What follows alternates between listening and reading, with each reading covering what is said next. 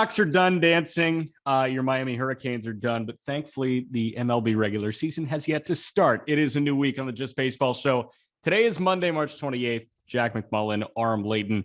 We're dipping into the call-up content. We've got a prospect mailbag, and we've got the guy to do it. This is going to be awesome. Yeah, we've got you, and I'm glad I can chip in a little bit too.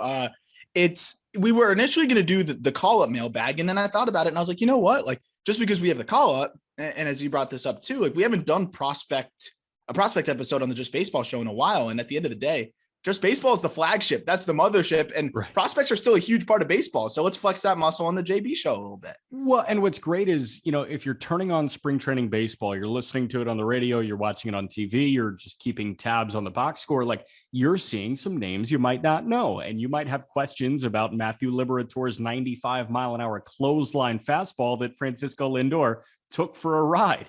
You might have questions about what Libby can do for them. You might have questions. We got a lot of Reds questions because Clay Snowden brings in the Reds fans for us, which is awesome.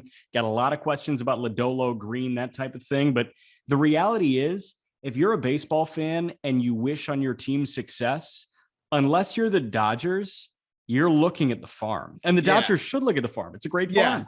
But the Dodgers, it's almost just like, dude, trust me. Like, just, then the next guys that come up are going to be probably good. Right. But yeah, there's a general interest in it. And what I've really grown to enjoy, and I think this is a newer evolution, and I think that's changed as one, we've seen baseball change to where you don't see the big leaguer for big leaguer deal often anymore. So prospects are I would say the parallel to draft picks in other sports. Right.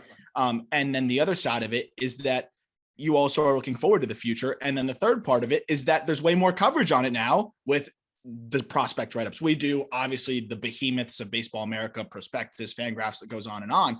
Yeah. So it's turned into this really fun subset of like the aspect of baseball that I really enjoy. So very excited. A lot of awesome questions. And also we did give the mailbag the boot from the call up because we have a couple really exciting interviews lined up for this week. And after seeing so much on the backfields the last few days and the last few weeks, I wanted to get back into updating the Marlins top 10, which I'm excited to do with you because a lot of pitching still, but some interesting offensive guys too. You picked out a lot of the questions, so I'm excited to kind of hear what a lot of them were. I love the ceiling floor questions. I love the trade asset questions as well. I have a few topics that I wanted to talk about as well because you talked about spring training today, Jack. I was a maniac going from game to game. And there were a lot of cool prospect things going on the spring training side of things that I want to talk about too. Well, what's really fun about that is like, you've got the backfields there. And I want to go back to your point about keeping tabs on the prospects and how it's a fun thing to do now because you have more information. Traditionally, baseball has been the one sport where their prized possession of the future drifts into obscurity, right? When the Pistons take Cade Cunningham first overall, he's playing on day one. Right away. I think Cade missed a couple of games, but like the NBA, like top 5 pick, they're playing right away. If you draft a quarterback first overall, they're playing week 1. Everybody gets that immediate return unless you're in the NHL with like the AHL setup. But, sometimes guys just breeze through that. With Major League Baseball, if you draft Bryce Harper, this generational JUCO guy that graduated high school early, you're not going to see him in Washington for 2 years, at least. That's the toughest part, right? And I think this is a whole nother conversation. You and I could have a whole podcast on. I still think that there's room in baseball and baseball coverage for more of these minor league games. I'm not talking every day, but the big ones, the big matchups of loaded lineup against sick pitcher and loaded lineup. I do think that there's more coverage and more interest there because the coolest thing, the last thing I'll say before we get into the questions is that instead of just having your draft picks, because I always make the draft picks parallel, the thing with the prospects is they're human beings that get better or worse. But, the guys that get better and make these leaps, you see the 5th round pick, the Stephen Kwans of the world, that now, he's not getting traded, but that's a guy that's a legitimate quote unquote first round asset now that wasn't a first round pick. So what's cool is you have these middling prospects that vest into these more valuable assets just by performing well. You don't have that in other sports. Your draft pick is your draft pick. You can acquire more, but those don't change unless you have a pick swap, which is a whole different thing. So That's what I really like about it too, is that your assets are ever changing in value and it's cool to follow. Yeah. One more thing before we get into the questions here. Do you know Reuters? Reuters is like the global news site. They Yes. constantly pump out news stories. They're like a conglomerate here. So they just like they grab everything from everywhere and do quick write-ups and just all funnel it into one big Twitter page that has like 30 million followers. And like sometimes they're super behind the eight ball with sports, or they don't know really how to prioritize sports.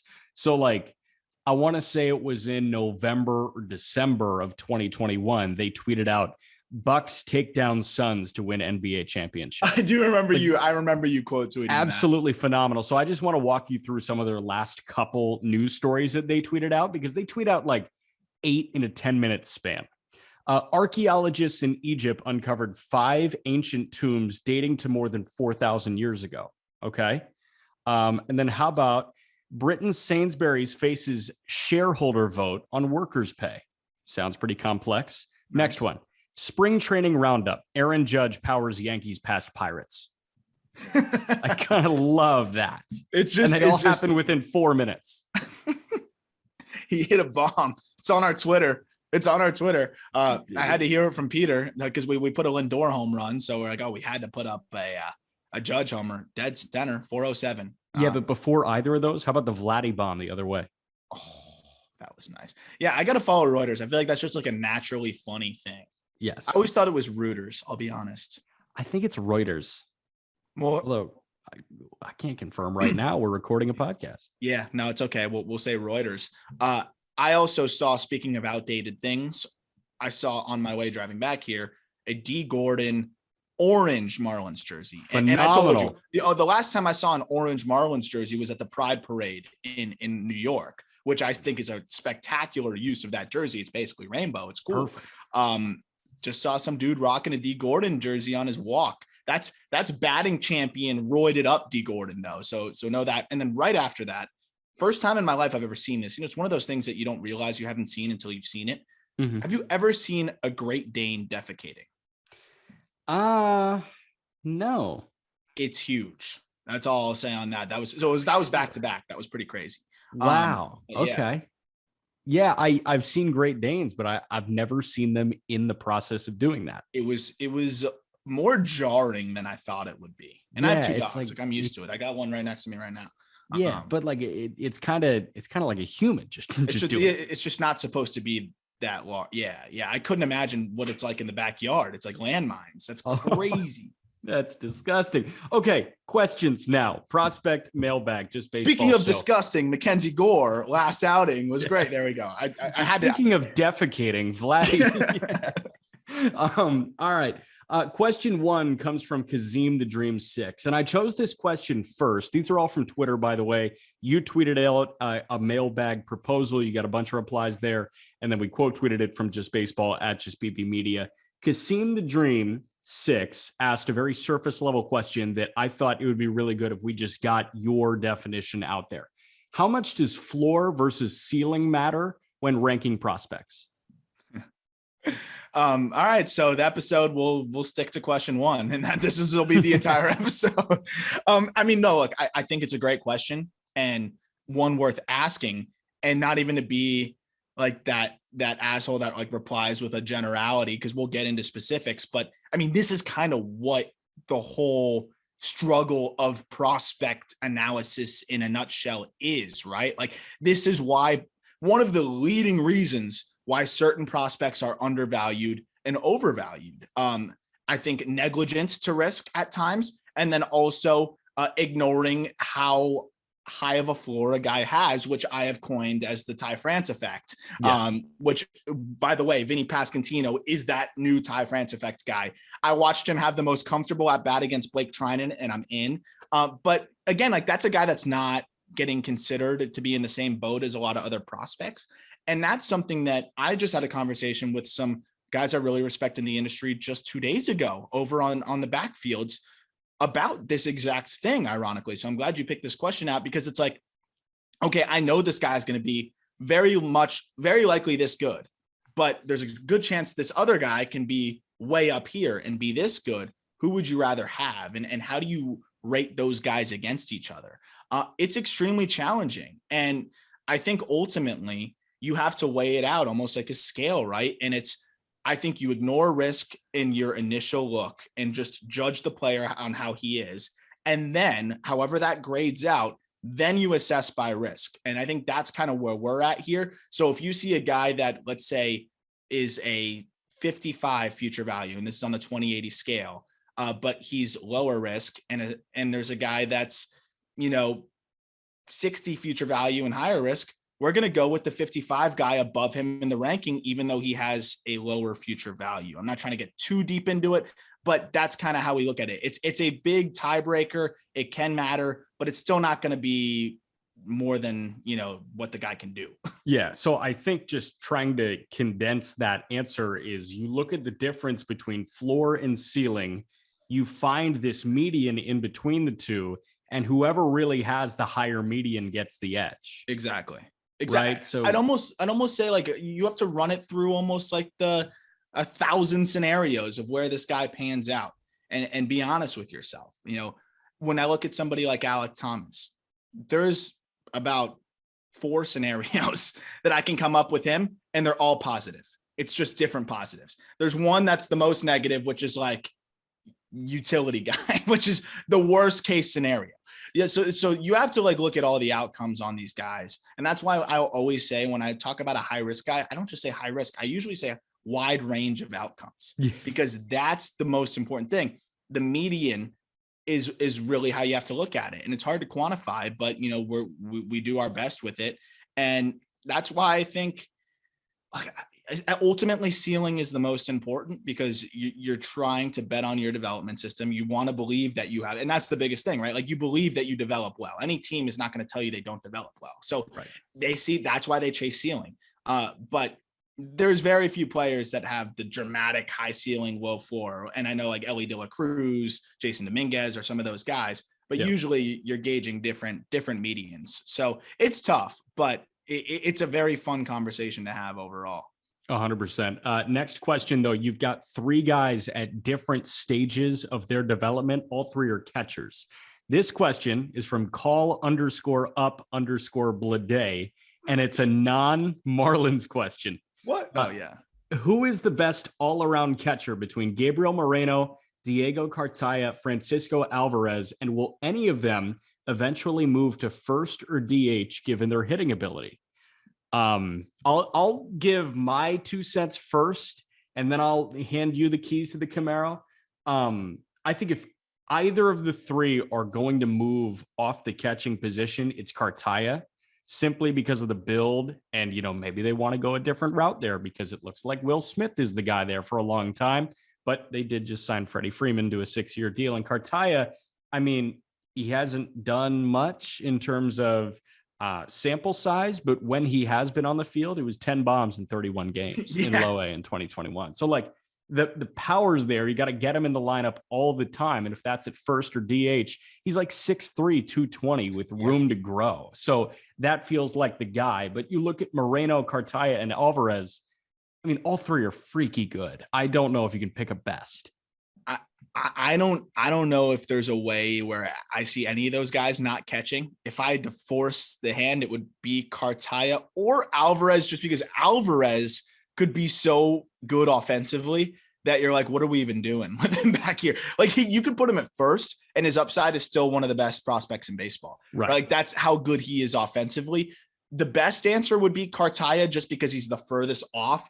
We talk about wide range of outcomes. He has the widest range of outcomes defensively too. Like Moreno has already shown that he can catch at least at an average level at the upper minors as a younger guy. Alvarez has shown no reason to believe that he can't catch. Cartaya gets a really high marks for the way he commands a ball game, for his makeup, and for his leadership, which is why I think they're going to keep him back there. But just because he's furthest off, that's probably the guy that I would say has the highest chance of moving up, but I think none of them will ultimately.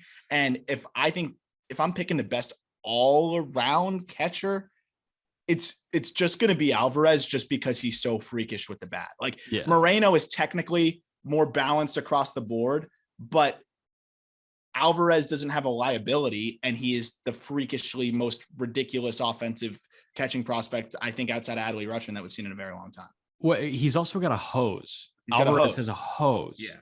And he just hit a ball 440 in big league spring training a couple days ago. Yeah. Yeah. Legit 440. That's why you say well-rounded. Like, the problem is Alvarez doesn't have a hole in his game, but technically I guess Moreno would have the higher tools across the board. Right. Like if you were to say one's super balanced and one is more offensive centric, Moreno's the balanced one. Yeah. But and Cartaya, it's just too early now. Again, 10 bombs in 31 games. Stupid. 31 games in full season ball. Can't really do much with that. Yeah. So, I mean, Alvarez to me is going to be the number one prospect in baseball. Because think about it. You have. This is the guy that makes the list. It's going to be him, Volpe, or depending on, because you look at everybody else ahead of him real quick before we move on to the next question. Bobby Witt Jr., Julio Rodriguez, Adley Rutschman should all graduate this season. If they don't, either they're injured or something's wrong. Malpractice. Yeah, or something crazy is happening. Grayson Rodriguez shouldn't be far off from graduating, and Riley Greene. If I didn't just say that, and Torkelson. So those are all the guys that we have in that range, and I think we have Alvarez right in the middle of those guys. So there's a legit chance that guy's the number one prospect in baseball. This is going to be a great rookie year in terms of like who's coming up this year. This is going to be a loaded rookie class. Oh my gosh. Because you had some guys delayed a year that would have been up last year. And then you have the normal guys that would have been ready to go this year that are going to be ready to go. This is going to be one of the most fun rookie classes we've seen maybe ever. I'm not even kidding. Damn. I'm with it. Another guy that could be part of this rookie class, Joshua D. Landis asked, has MacKenzie Gore proven he is back from the yips with this solid spring training and deserving/ready to potentially be the fifth man in the Padres rotation, or do you need to see more? Another part of the question, how much do you think Niebla, that's Ruben Niebla, the new Padres pitching coach, played a factor into this bounce back spring? I'll answer that question first, and then I'll throw it to you for the front half of that question. Ruben Niebla was hired as the Padres pitching coach. He spent a long time with Cleveland, and Ruben Niebla had a lot to do with a lot of these Cleveland pitchers' progression. He was the assistant pitching coach in 2019 and 2020 and 2021. Maybe he got hired at the end of 2019 with Cleveland, and then the Padres just picked him up end of October of 2021. You got to remember, Niebla was hired October 27th of 2021. The MLB lockout went in play December 1st of 2021, and MacKenzie Gore was a protected 40-man player. Yeah. So they didn't get to interact for 99 days. If there have been any changes this spring, then give him some credit. But for the most part, this was MacKenzie Gore figuring this shit out on his own. I totally agree. Or they were breaking some rules, which at that point, Niebla's not taking the credit anyways, because it's self-incriminating. So, I think, like you said, it seemed like he had, it wasn't injury related from what it seems like. And as far as we know, and what the Padres have provided, which is nothing. And his velo was never really significantly down for an extended period of time. There was multiple starts where we'd see it down, but they'd let him run. So it kind of tells you it wasn't an injury. I think he just had to get his mind right. And he had to get confident. And I think that needed to be done in a setting where there's not any pressure. Think about where this all started. This all started on the the alternate training site with the whole big league team where people were starting to say, is Gore going to come up and help us? Pitchers are dropping like flies at the big league level in this COVID season. Everyone's like, where's Gore? Where's Gore? Where's Gore? Where's Gore? And he's trying to pitch at the alternate training site against all big leaguers and trying to prove that he can belong there. That can wear you down mentally. And then you got to go out and play in the minor league season after not having a season. Well, and think about that. In 2020, Patino got the call. Weathers got the call all before Gore. Weathers was a high school draftee. I want to say he's like 3 years younger than MacKenzie Gore. Yep. And Gore is probably looking at that like, fuck. I got to get up there right now. Mm-hmm. And that is so bad for your psyche. I'm going to make my pitch for why Gore should be the 5 right away. He started 2021 in El Paso in AAA, and he got shelled, and that derailed 2021. Joshua said the word yips. I don't know if it was if it was the yips. I don't know like what it was. From what we've understood. It's a lot of mental blockage there. But you start off and you suck in AAA in 2021. That throws your entire year off. Ride the hot hand right now. If he sucks at the big league level, send him back to AAA and see if he's got it there. But if he starts, I say this like knowing the cons here, if he starts in AAA and is volatile, we might go through the same shit again. Well, if you can't pitch in AAA, you can't pitch in the bigs, right? I think I hear you. I'm just like, you want to send him up there, full pressure, full bore, and deal with all that. Not to mention that he needs to build up, and why not just do that in AAA? I would like to see him start in triple. I would, but I will say, I tweeted this the other day. And you clued me into just how dominant he was. So I went back and watched it. He hit 99 several times. He's been averaging 96 miles per hour on his fastball. His slider, curveball, and changeup are all up as well. So his velo is up across the board. So he's feeling good. He was hitting his spots. So velo bump and hitting his spots. He looks so stuff. In control, dude. If that's the case, Jack, he's going to carve the hell up in AAA. Yeah. Let him go do that for a few starts, build himself up, and then go up to the big leagues. Yeah, like why just say, hey, man, that was a nice stretch of 10 innings. Let's go to the big leagues and traumatize you again and throw you under the bus. Like, let this kid have some victory moments, dominate in triple for 5 starts, build up, stretch out, and then go. Starting in AAA is so obviously the right answer, but I just want him to be at Petco immediately. Like, there's no question in my mind that starting in El Paso is the right answer. Thank you. Before I get too deep into my own head, question 4 comes from OG Ghost. How about OG Ghost? What do you think George Kirby's ceiling is? And with the Mariners' big 3 starters, Gilbert, Kirby, Hancock, how high do you feel on them as a unit? I feel so high on them. You and I were just texting about these guys. Right. I mean, OG Ghost didn't even name Matt Brash in that 3. And Brash looked disgusting yesterday. Yeah.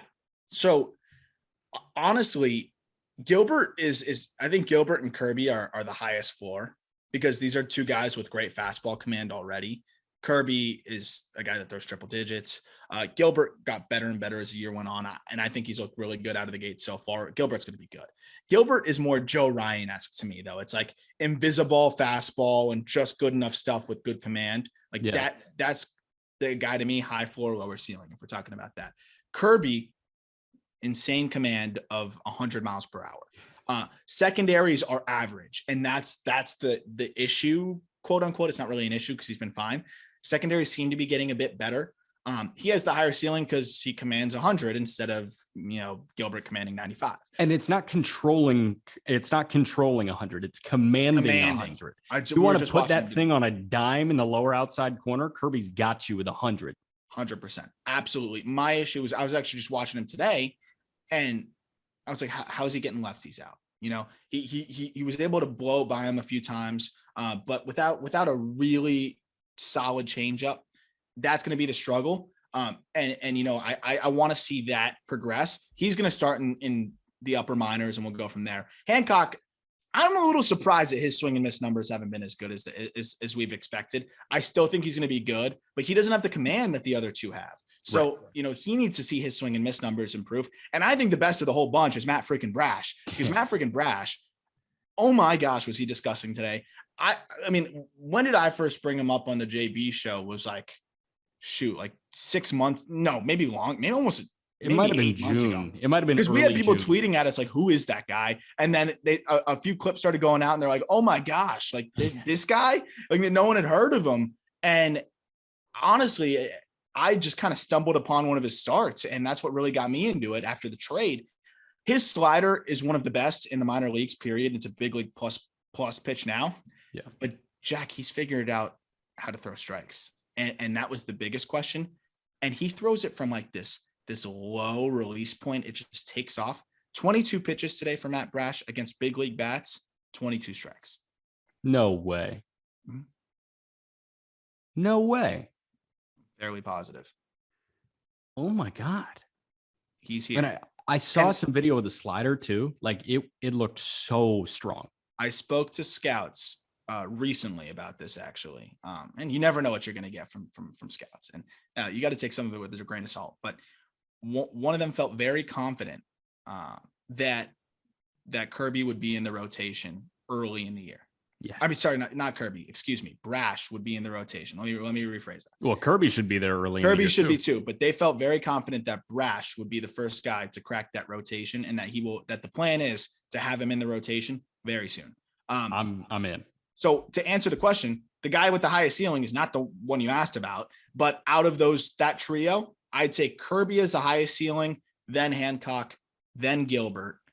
What are your thoughts there? Yes, I'm with you. I'm going to give you a player for Kirby's ceiling because I mentioned it a couple months ago on this show. What Zach Wheeler just did is what Kirby's ceiling is. I agree. I like that a lot. Insanely low walk rate, pinpoint command of a freaking hard fastball, and every breaking pitch is tight. It's not necessarily, like the nastiest slider in the game, but it's a tight slider that can get outs. It's not the best, but it doesn't complements the fastball, and it doesn't hang. Just don't hang it. Yeah. And if you're going east-west with the fastball, meaning inside, outside to righties or, lefties, that's the most important thing. If the breaking ball is above average and you have a show me third pitch, you're in business. So yeah, I'm with you on that. And I think we're on the same page there. What a wealth of arms they have over there. It's just unfair. Stupid. That was the first of a slew of ceiling floor questions. So we're going to do this. I know you love doing the player comps and the ceiling floors. We got a little bit of this. Love player comps. Question 5 comes from Mize Up Next. So I think you know where this is going. You just pulled the question could have literally been, does Jack McMullen suck? I think yes. And you would have pulled that question just because it's at Mize Up Next. I think so, because I do think Mize is up next. Mize Up Next question. What player comparisons do you believe are the floors and ceilings for Spencer Torkelson and Riley Greene? I think this is a really good question, and I had to do some serious thinking about these. I'm going to go first. I'm going to buy you some time. Yeah. Let's start with Spencer Torkelson, because Tork is really solid hitter that lacks defensive identity. He could be a meh third baseman. He could be a good first baseman. Yeah. The floor, I think, is Matt Adams. Like, he's just going to hit hard. Like, Matt Adams is a career 260-ish batting average, averaging around 25 bombs.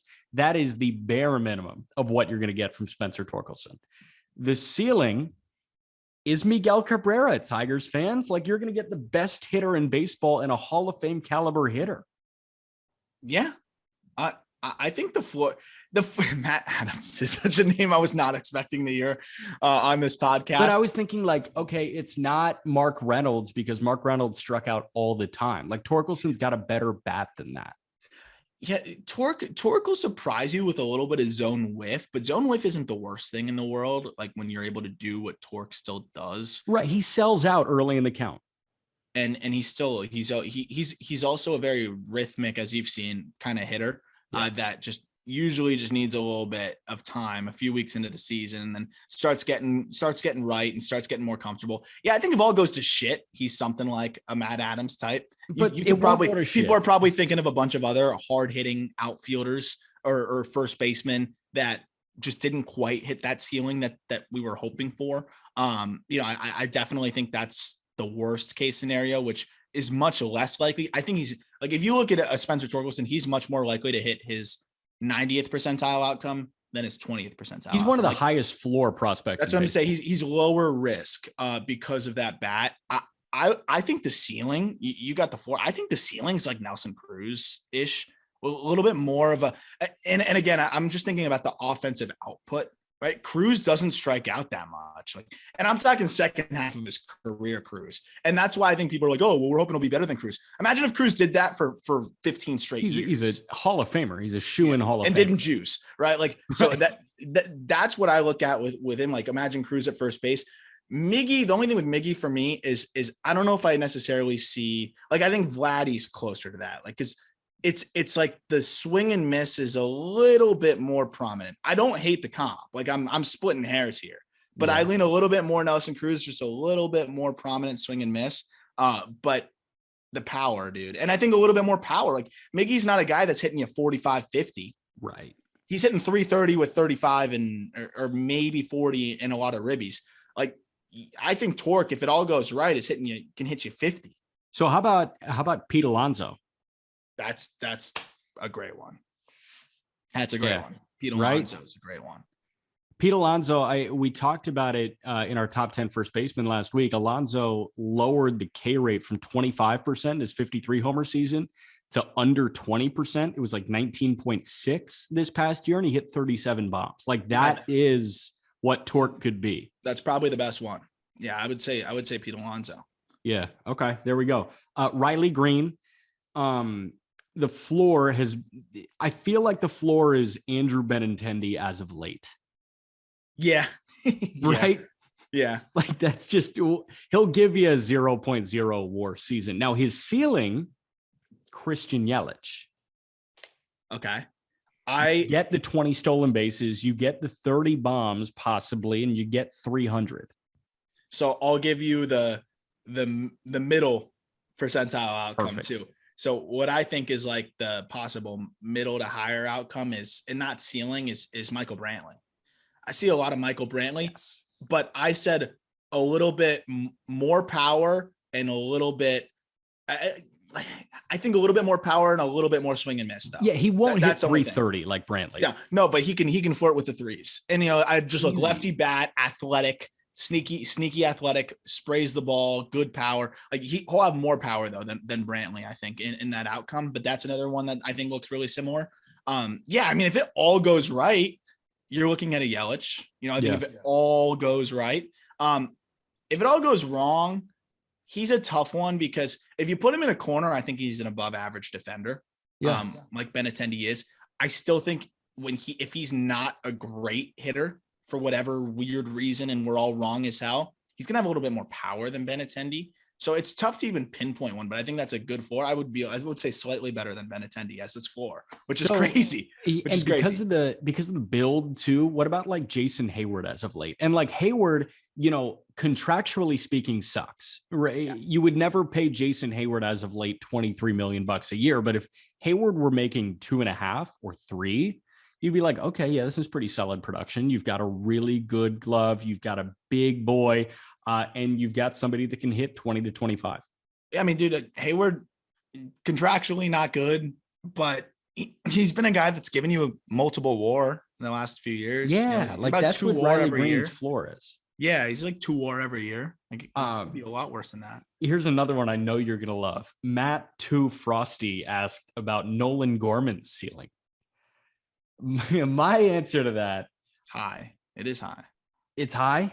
I think the ceiling is. Yeah, so the ceiling for me is whatever Gavin Lux's ceiling was and is.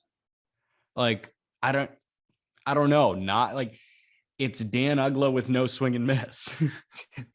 Like, I think the ceiling for Gorman is a second baseman or eventual third baseman that can hit you 35 home runs, like, and hit 280. Like that. That's the best case scenario. This is where we're weighing. Here's where you weigh risk versus ceiling, right? The only reason, or the main reason why Gorman is not as high on our list is that I think the risk is way higher than a lot of other outlets think the risk is. That's what's separating it. Ceiling, you have no debates from me. The power is legit. He has shown that already. He's put up power numbers. He's a hard worker, which hedges some of the risk, but can't hit lefties, blown up by velo, I think, and not really a great defender at any spot, but I can acknowledge the ceiling of 30 plus home runs without a problem with a left-handed bat that's working hard and continuing to try to make swing adjustments. Yeah, I mean, it's tough. How many left-handed hitting power guys that are now getting moved to second base are there, right? Like there's not that many. Like all the guys that I thought of when I was like, okay, who fits that mold? It's like Nolan Gorman, Gavin Lux, Michael Busch, and like they have combined however many at bats in Major League Baseball as Gavin Lux has. You know what the absolute ceiling is, and I think he has a very low chance of hitting this ceiling is Brandon Lau. Not very low. He's a lower chance of hitting this. Brandon Lau. Yeah, that's the ceiling is Brandon Lau. A ton of home runs, plenty of swing and miss, still iffy platoon splits. Here's what Brandon Lau hit last year: 247, 345, 23 with 39 pumps, 27% K rate. That's I think to a T actually. That's exactly what Gorman's ceiling is. You're right. And you know what, dude? I'm super hard on him, but he's so young. Like he could repeat AAA 2 more times and be like on normal track. So, the Cardinals have been very aggressive with the assignment. I actually was just on the Cardinals backfields, and another conversation I was having was about how hard Gorman's been working on swing adjustments and just improving overall. So yeah, the floor is a guy that can't hit. Like that's the thing. The floor is what?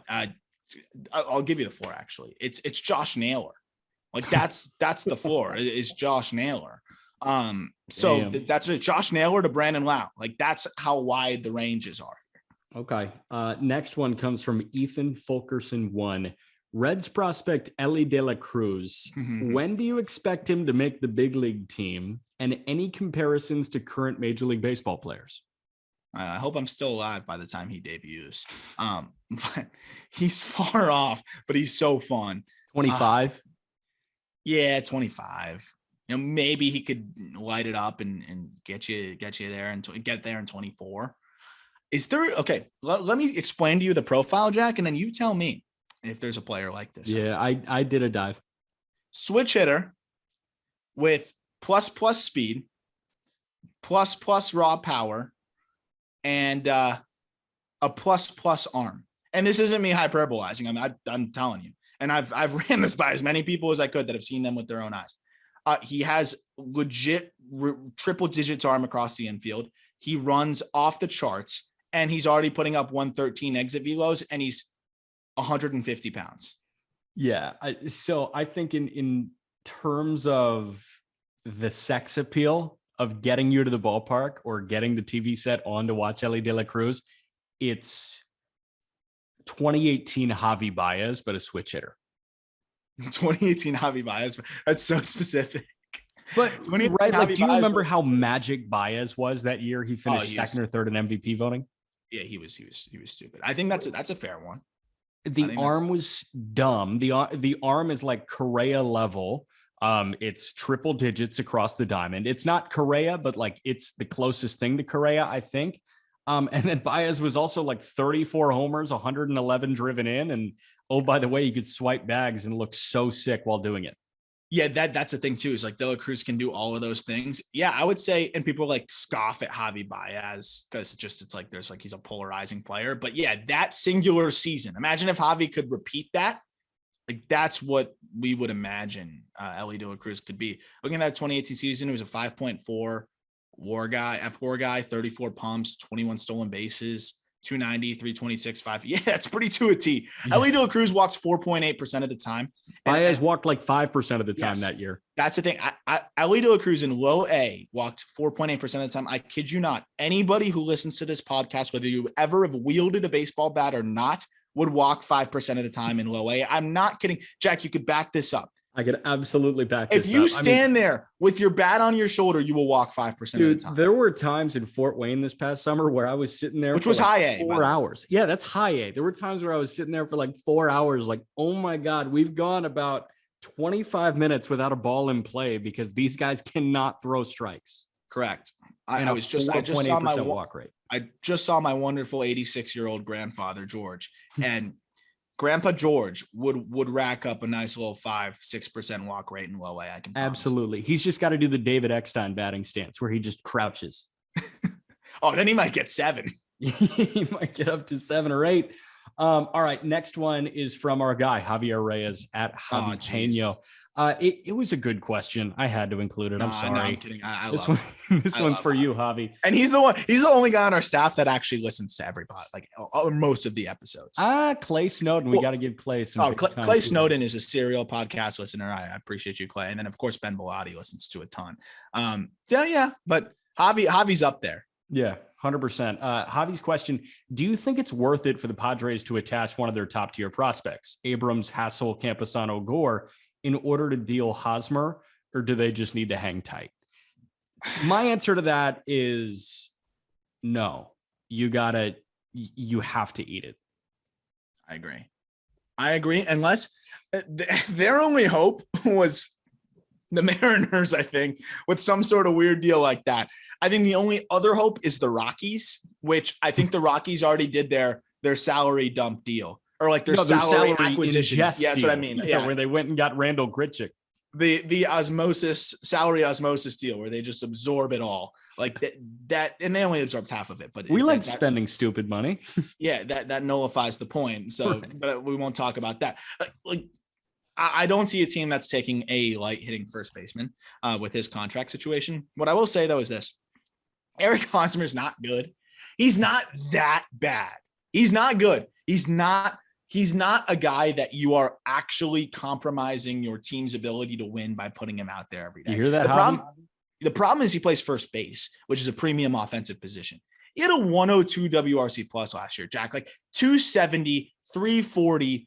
I'm rounding up 269, 337, 395/1. I called myself out there. I was rounding up, but yeah. That's not the worst thing in the world. And especially if you're going to have to attach a prospect, or you could just keep him as a bat off the bench that ends up, running into 400, 350, 400 plate appearances. He's not the worst ever. And guys like him in the clubhouse, and he was good in 2020. Like, are we sure he won't bounce back this year? It's not like he's been a disgrace for the last 4 seasons in a row. Like, he was inconsistent a little bit before. I don't think it's worth attaching a prospect unless the deal makes sense and you're getting another asset that makes sense for you. If you're dumping just to dump, his contract isn't that bad. I would rather try to part with like a Will Myers or somebody else, which I think a team might be more receptive to. Yeah, 100%. I also don't think that the first base DH combination of Eric Hosmer and Luke Voit is terrible. No. I enjoy Voit. I very much enjoy Voit. And I think Hosmer has something left in the tank. What that is, I have no idea, but you heard it here, Javi. We're just giving you shit because Eric Hosmer's on the team that you follow. If he's your 9 hitter, are you crying? No, I'm not crying, but like for the paycheck, yes, I'm crying. Yes. But it's not like, okay, you clear that money up. Now what? What are the Padres doing? Re-sign Musgrove, extend him. They can do that anyways, though. So I think they'll find a way to have that flexibility. I would not attach any, and I like that Javi specified the prospects. For the sake of argument, let's just talk about it from this lens. There's no shot in hell I'm trading Abrams. There's no shot in hell I'm trading Robert Hassel. And there's no shot in hell I'm selling Nolan Gorman right now, especially after what we've seen. If there's one guy I might trade, it's Campusano, and I'm higher on him than you are. I still would rather not deal him. That there's no scenario where I'd really want to do that. Especially because Nola's never looked good. Like your 3 catching options right now are not good options compared to Campusano and Nola, Caratini, and Alfaro. Yeah. Totally. Next one from Trans Cincy fan. What do y'all think the ceiling is for Hunter Greene and Dowry Moretta? That's a very interesting name. And do you think Alejo Lopez will get a legit chance for the Reds? Hunter Greene, we talked about the ceiling. Like you said you say it on the call up, Hunter Greene. If you're going to look at anybody in baseball currently at the big league level or within the minor league ranks that can get anywhere close to DeGrom type dominance and DeGrom type stuff, it's Hunter Greene. Yeah. There's no combination of triple digits and athleticism that in the minor leagues, pitching wise, or major leagues, really, than what Hunter Greene gives you. I don't know if there's athleticism and velo like that anywhere else. So yeah, that guy's ceiling is the best in baseball, which is absurd to say, but it's the case. Moretta is a name that I did not think would be asked adjacent to Hunter Greene. Yeah, me neither. And frankly, a guy that I had to dig a little bit deeper just to get a fresh look at. You know what I think Moretta's ceiling is though, dude, is a legit closer. Like a legit big league closer. I like it. He's got nasty stuff. And I mean, you see it in the ERA numbers in 2021. You see Chattanooga, you see AAA, Louisville, Chattanooga and Louisville. Like he put up, I want to say like a sub-2 ERA at both stops. Now the fastball's got one of those unique profiles. Looks like it's rising, really, really tough to pick up. Nobody hit it in the minors. Crazy strikeout numbers all the way through. He had those numbers taper off a little bit in triple, So that's something to follow, but it wasn't like his walk rates jumped or anything like that. And it was a relatively small sample size. He was the closer in triple. So I think this is a guy that actually could be a very important bullpen arm for them this year, because we know they could use a little bit of help there, though they did improve it with some quiet moves here and there. Yeah, I think the ceiling is lights out closer. Most likely scenario is a solid 7th inning guy. I think that's very possible. 100%. And you lost your 7th inning guy this year with the trade. Mike Minor coming to Cincinnati for Amir Garrett going to Kansas City. Yep. Total brain fart for me on Cincinnati's AAA affiliate. That's my jam, man. This is a rough start to the week. I'm surprised you missed that. Yeah, it was brutal. And then the last part of that question, do you think Alejo Lopez will get a legit chance for the Reds? My answer to that is probably no, because it's Barrero's position. I was going to say define legit chance. Right. Because he's got some backup opportunities. That, to me, that's a legit chance for him.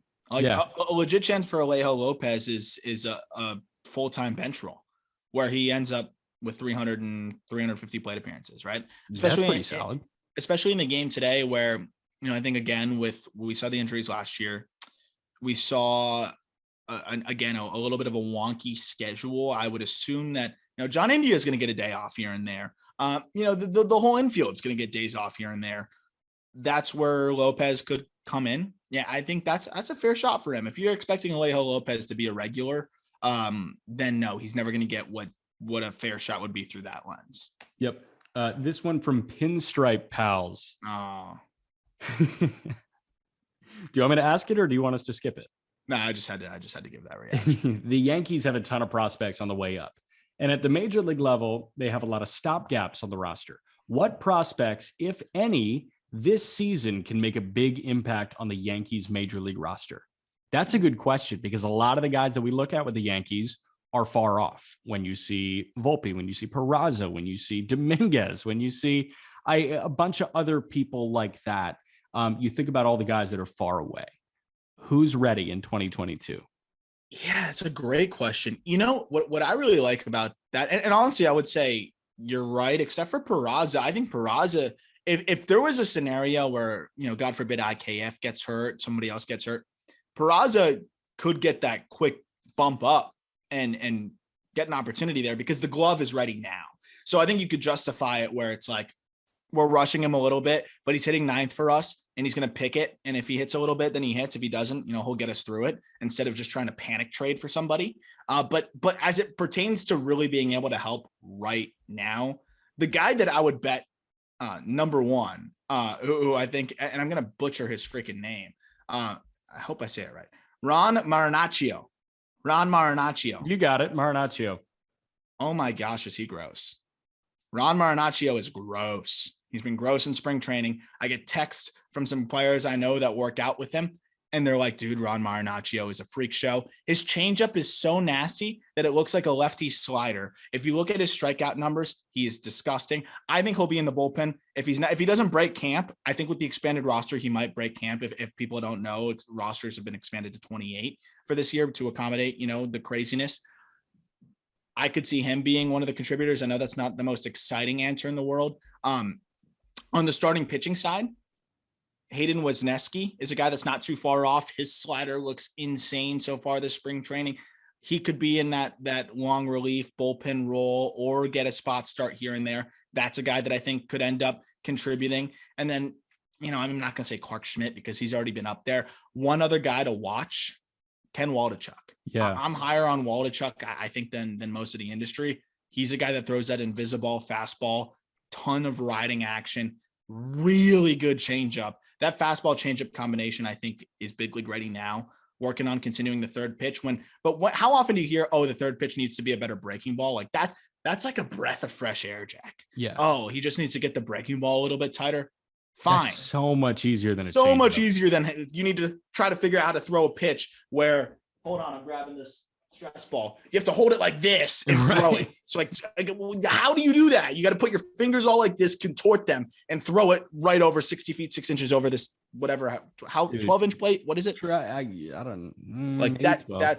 That's where I'm at there. And then one other guy that I definitely think can contribute on the offensive side, Oswaldo Cabrera. We saw him added to the 40-man, protect from the Rule 5, already homered in spring training. Switch hitter, like his swing way better from the left side, but he can play all over the infield, can play the outfield. That's a super utility guy that the second someone goes down, I think that's the guy they'll actually call on first. Yeah. 4 arms, right? Like going from highest probability of them being in the Bronx at some point to the lowest probability, although I think it's, high for all 4 of these guys. I mean, Heel and Davy Garcia, obviously, like they got to be there, but I mean, they're still considered prospects for the most part.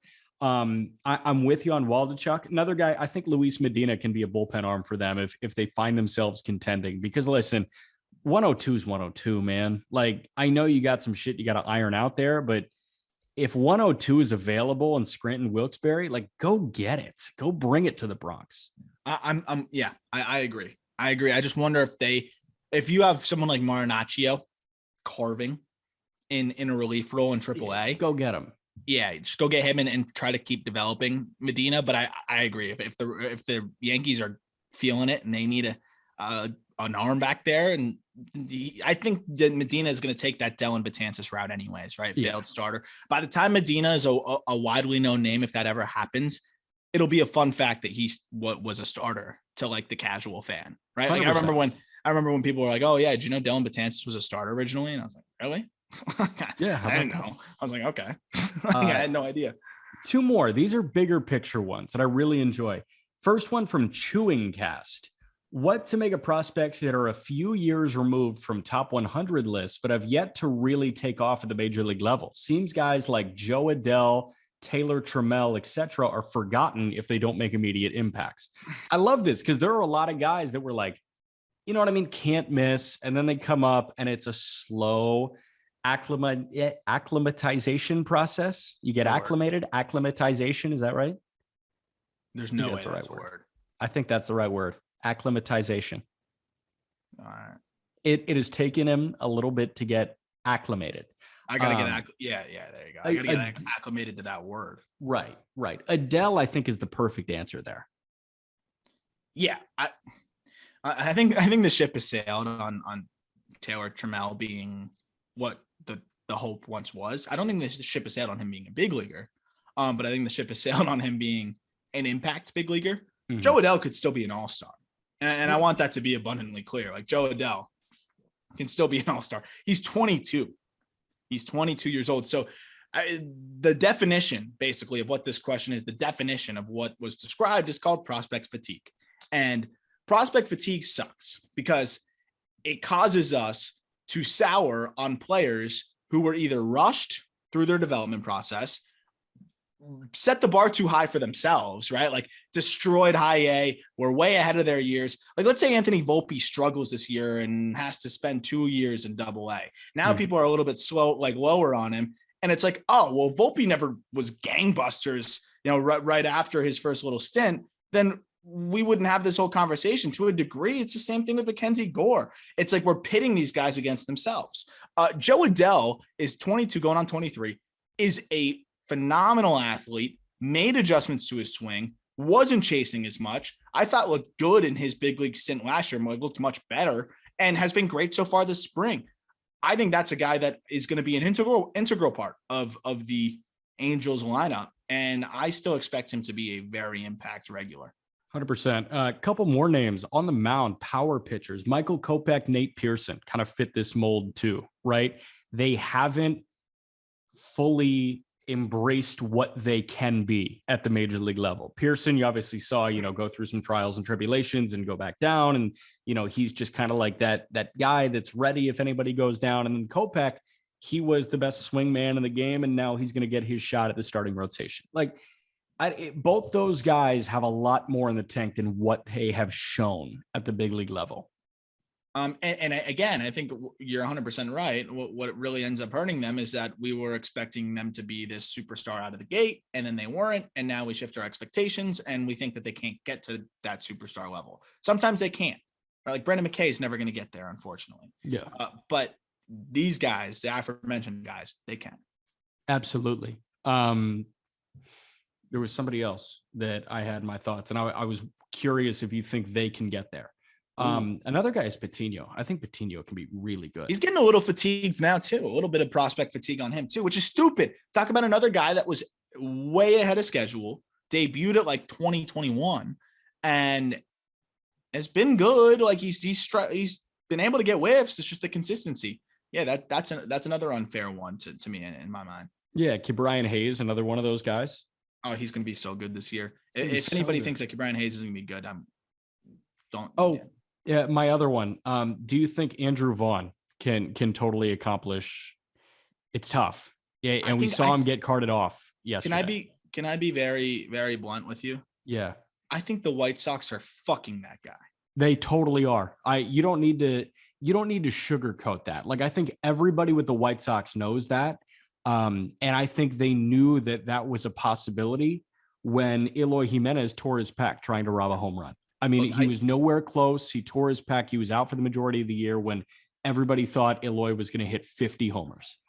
What the White Sox should have done, and I know hindsight's 2020, they should have just went out and traded. And I know they don't have the best system, but it was better then. They should have went out and just traded for a bat in the meantime, or tried to figure something out. But rushing the development of your prospect, that's one thing offensively. Then defensively, throwing him out there in the outfield, which, he exceeded expectations, and that's a testament to his work ethic and his acclimation out there. But it's just not fair to him as he's trying to learn how to hit in the big leagues to have to do that. And then being out there in the spring, man, like that's a ball, first of all, great diving catch for him. Most outfielders catch that in stride, just being honest.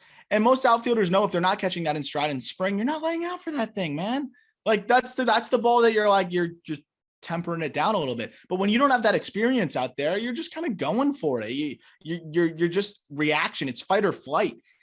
Vaughn shouldn't be out there in terms of the outfield. He should have been in the minor leagues before. The White Sox were in win now mode. I get it, but it's not fair to Vaughn, and it's unfortunate. I think he's going to be great. I hope the injury's not serious. Yeah. But you need to give this guy a chance to succeed in his own way. So they knew when they grabbed him third that the bat was big league ready when he was at Cal. I think everybody knew that, right? Like Andrew Vaughn at Cal was one of the most advanced college hitters that we have ever seen.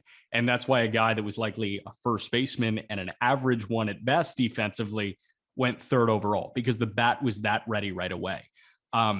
Okay, yeah, now you got to deal with the best pitching on the planet. And oh, by the way, we want you to play left. And now he comes into spring training. Oh, by the way, we want you to play right because we were too cheap to go get Conforto. Yeah, it's tough, man. Like that is a tough reality. And they're getting burned. They got burned with Eloy, who was a DH that was playing the outfield and will still play the outfield. And they're getting burned with Vaughn, who's a first baseman that could have played left, but instead he's playing right and he's getting carted off in spring training. Imagine if they're just like, hey, you're playing the outfield. No, that's what the minors you're playing the outfield. And Vaughn was good in the minors out of the gate, but he wasn't tapping into the power yet. Like that's a progression that you see with a lot of really talented hitters. They want to feel it out, right? And then they start leveraging more and trying to do damage. Like he was still in that phase of his development. The bat was ready to survive in the big leagues. It wasn't ready to thrive in the big leagues. And he again got thrown into fight or flight mode, and it really compromised his development.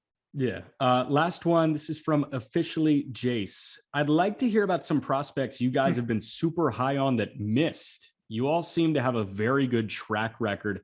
I'd be interested to know if any you may have liked that didn't pan out.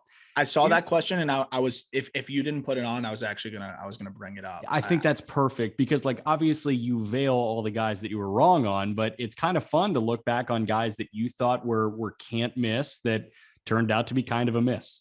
Yeah, and that's something like there's a level to me on this whole thing too, where like I remember when I first started really doing the prospect analysis, not to like make it about myself in this question, because I'm excited to hear yours too, but I always want like to be transparent on this. There was definitely a moment where I was like, okay, I need to build credibility. If I'm wrong, I should just move on and try to like sweep it under the rug. But then I realized like no one's expecting you to be perfect and right on every single player. No. And if you explain why you were wrong and how you learned from it, maybe that's an opportunity like to earn even more trust. And honestly, dude, like I feel very confident in my track record with just like the guys that I've been very adamant about and things like that. Two that come to mind though, in terms of like where I was like, whoa, didn't see it going like that, but the ship hasn't sailed on them yet. So I don't want it to come off like that, but they're definitely not where I thought they would be. Matt Manning won.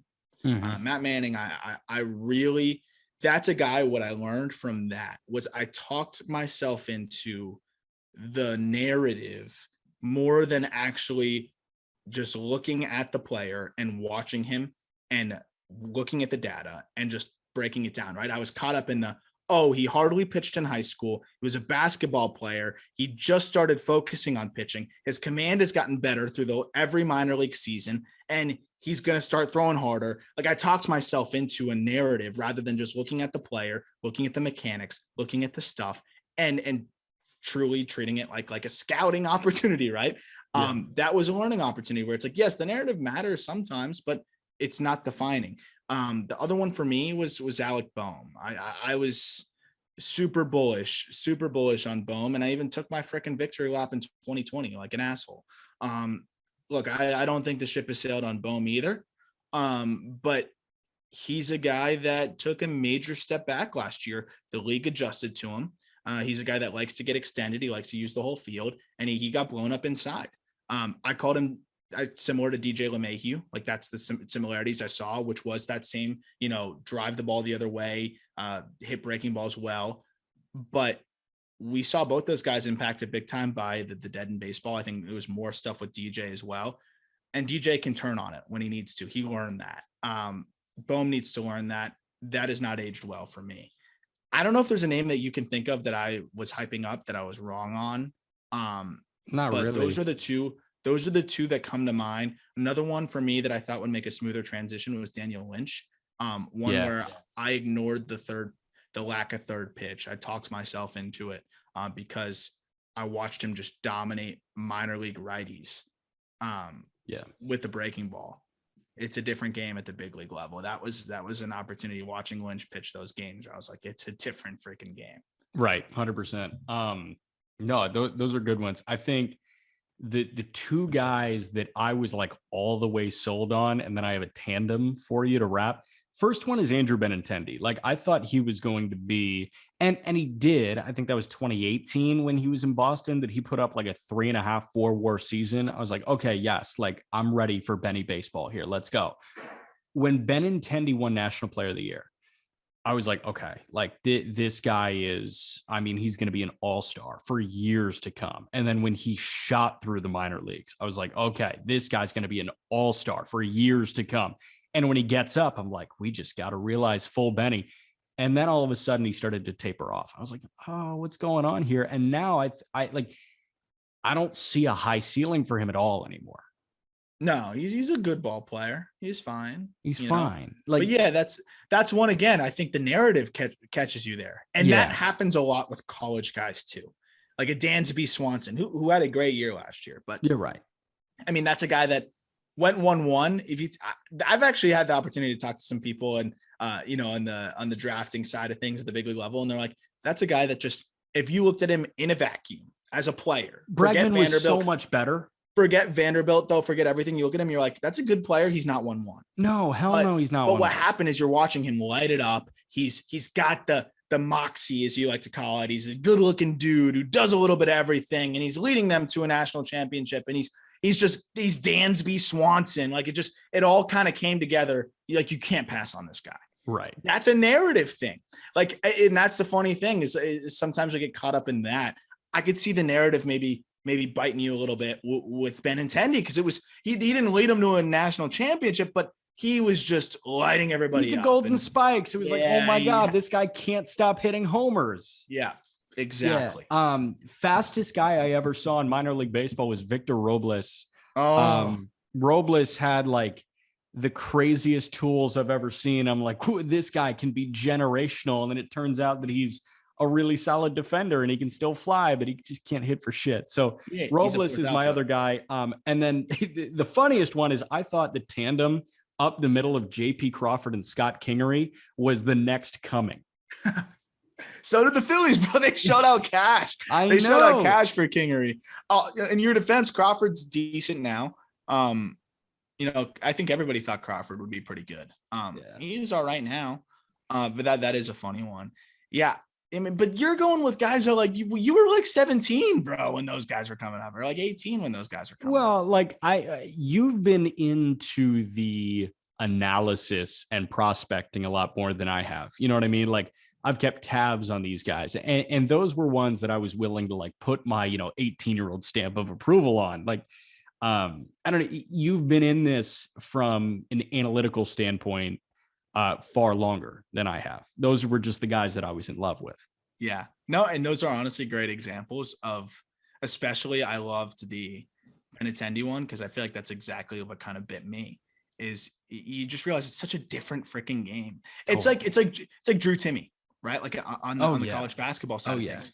Like if we were young and looking at Timmy and didn't have experience on the he's gonna go top 10. He has to. Oh my God. Like look at how he uses his pivot feet. He's so good around the rim. He can shoot it a little bit. He's smart. He can pass it. Like you'd be like, oh yeah, but then naturally you just realize he can't. He just won't be able to keep up. It's a different game. Like imagine when Embiid backs him down. Like fuck you, Drew Timmy. You know what I mean? It's a different game. So it's really crazy how that works. And you learn a lot from the mistakes or from the quote unquote misses. But when I saw that question, I actually texted Colby. I was like, I don't mean to say this like an asshole. I just need help because I'm just always giving so many takes. Are there any bad ones you can think of? And he was like, oh, Alec Boehm, you were annoying about him. And I was like, all right, that's a fair one. That is because that was the one I was going to say. But I didn't know if there was another one, but we'll see. Like time will tell. Time will tell. There's a few that I could look like an asshole on now. We'll see. Yeah, I might look like an asshole on Serta. Serta's my guy. Like I'm gonna go down with the I'm gonna go down on the sword if Serta sucks, but I don't think Serta's gonna suck. So he's gonna be pretty good. This was fun, man. I like talking prospects. This is a good time. Always. And last few spring training games. I mean, we still have a handful of spring training games left, but I encourage people to start watching them because they're fun. Now you're starting to see a lot more big league action. But when the big leaguers are out, you might see the future of your team. I was watching late last night, MJ Melendez against Brusdar Graterol. Like that's so cool. 0-2 count. MJ line shot back up the middle. Last thing I want to talk about is this. MJ, the plan is, it's a crazy schedule. Plan is to have him on the Wednesday episode of the Call Up. So look out for that. That's going to be a ton of fun. He's trying to make Monday work. So we're assuming that's going to work, but I don't blame the guy if he has to move because it's so crazy right now. And he's trying to make a freaking big league roster, which is the last thing I want to close out with. Cause I'm going to say something for my guy, MJ Melendez on this. He said all the right things in an interview, which was, I'll play wherever I need to play. They want to get him some reps at third, outfield, first, DH, whatever. He's a plus defensive catcher. I'm not going to get into the Salvi versus MJ thing. I understand what Salvi brings to the table and brings to the dish. The one thing I'll say though, with MJ, 41 jacks last year and an 18% K rate, and he hit nearly 300. Are you really going to start that guy in AAA because you have Carlos Santana at the big league level? Are you really going to fucking do that? And I'm not just saying that because like MJ's coming on the show and we're friendly with him. Like, I'm from a pure baseball standpoint. I can zoom out and I can remove bias here for a second. And I'm going to say the same shit if Bryson Stott is displaced because Didi Gregorius is in his Bronx buddy, Joe Girardi. He's playing shortstop. Like, I'll be pissed. What does that, is there any world, Jack, to close out, that MJ Melendez should repeat AAA? No, there's no world. He hit 41. He led minor league baseball in homers. 41. There was nobody in minor league baseball that hit more home runs than MJ Melendez. And this is not, you're right. It's not a Perez versus Melendez conversation because Salvador Perez, he'll be the catcher for as long as the Royals want him to be the catcher. It's up to Salvador Perez to make the move himself to DH. Be like, hey, MJ's really good. Been doing a lot of drills with him. I think I'm okay moving to DH and having MJ catch 50 games and I'll catch the other however many. That's fine. Salvi only caught 125 games last year. Let MJ catch the others and have him play first base or third base or DH. You're right. This is a Melendez versus Carlos Santana and Hunter Dozier conversation. Correct. And I will absolutely roll with MJ Melendez on that one.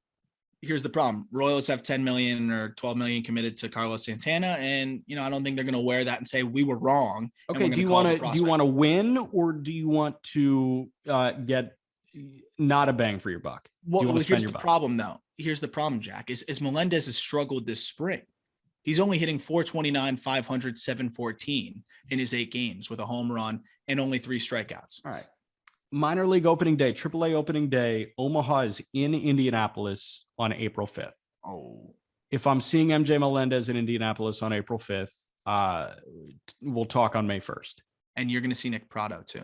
I'll see Prado, which is so freaking stupid. God, I hope I don't see Witt. When you see those 2 guys, I hope you're ready for my JB show tirade when both those guys are in AAA to start the season. I am excited that you get to see them though. And I might even come out for that game.